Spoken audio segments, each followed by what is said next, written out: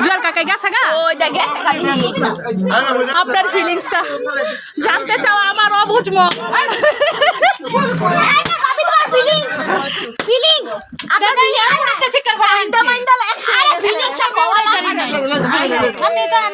অবস্থা খারাপ বানাইলে অনেক দেরি করে বাড়িছে